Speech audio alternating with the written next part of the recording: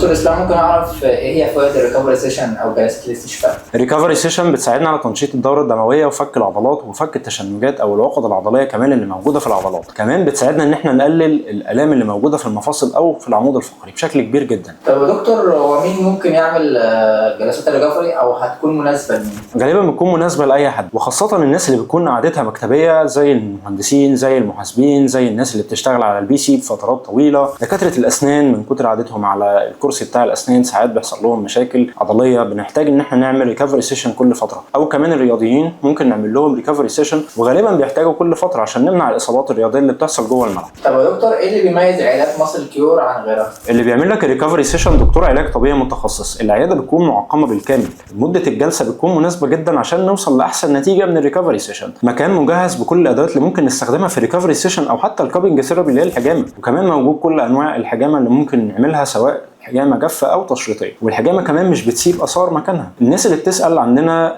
في قسم للسيدات في فيميل معانا طبعا كل يوم يوميا دكاتره فيميل. وكمان سعر الريكفري سيشن مناسب بالنسبه للقيمه اللي احنا بنقدمها. طب ليه يا دكتور؟ احنا بنستخدم كذا تكنيك في الريكفري سيشن، منهم المايوفاشيال ريليز او الميديكال مساج، وكمان الام 2 تي بليد مساج، كمان الكابنج مساج مع الدراي نيدلينج اللي هي الابر الجافه، مع الحجامه سواء جافه او تشريطيه، وكمان بنعمل تقويم العمود الفقري او كايروبراكتيك. بس يا دكتور بقى اكيد الاسعار غاليه جدا، واسعار السيشنات غاليه على اللي انت بتقوله ده. لا ما تقلقش خالص، احنا عاملين اوفر لاول 20 حجز بس في خلال 48 ساعه من اول ما تشوف الفيديو ده. طيب السعر هيكون ايه؟ هيكون 400 بس بدل 600 لو هنعمل الباكج دي للباك بس. طيب لو هنشتغل الفول بودي هتكون نفس الباكج بالظبط بس سعرها 800 بدل 1000. الحق احجز دلوقتي، ابعت لنا هنرد عليك في اسرع وقت. ما تنساش تعمل لايك وفولو عشان تستفيد.